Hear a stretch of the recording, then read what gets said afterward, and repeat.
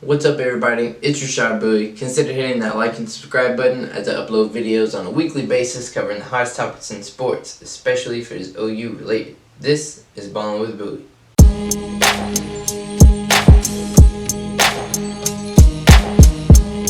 Today I want to talk about the last Olympic qualifier for the United States U23 team. They took on Mexico. They were not able to get the win, but it wasn't important. But let's jump on into the game.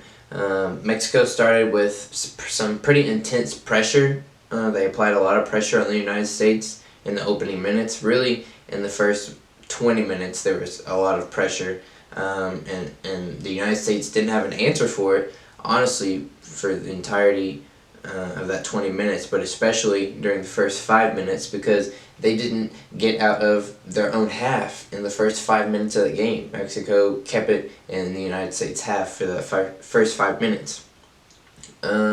United States, they just kind of played the entire game just kind of slow and lethargic. They didn't seem to have an answer for anything Mexico was doing. They had no offensive attack for the entirety of the game. I don't know what happened. I know that there were several players that didn't get the start because they were on yellow, so if they would have got another yellow card, they would have been out for the important semifinal. So you didn't have the same players on the field that you would have liked to have if you're the United States. But still, the United States did not play well, and if they play how they played against Mexico in their semifinal match, that determines if they make the Olympics or not. They will not win that game. But Pineda had a great tackle in about the 28th minute. And Mexico in the box, one of the defenders got turned around, and Mexico blew by him. And right when Mexico took the shot, Pineda slid in and knocked the ball away. Another note, Mexico's starting keeper ended up getting stretchered off in about the 38th minute. Malagon, I don't know, I never saw what exactly happened to him, what the official result was, but he was holding his wrist, and when he was getting stretchered off, the Mexico, I guess doctors, I don't really know what they were, trainers, they were holding his arm as he was on the stretcher, so it definitely was a arm, wrist injury somewhere in there. He came out of the box and went to punch the ball out, and he didn't get the ball, and I think he just landed awkwardly, to be honest, because there wasn't much contact. But Mexico gets the win 1-0, and that goal came from Antuna because the United States made a mistake. It wasn't something that Mexico did to get the goal. They weren't applying heavy pressure at this point that this mistake happened. But Soto had a bad pass right in it was about in their own third.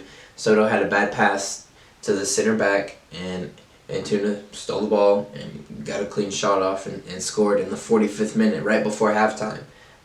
You're about to go into halftime 0-0, which would have been a good thing for the United States, especially considering the way they had been playing. And they did keep their shape very well, I will say that. They kept their shape and form very well.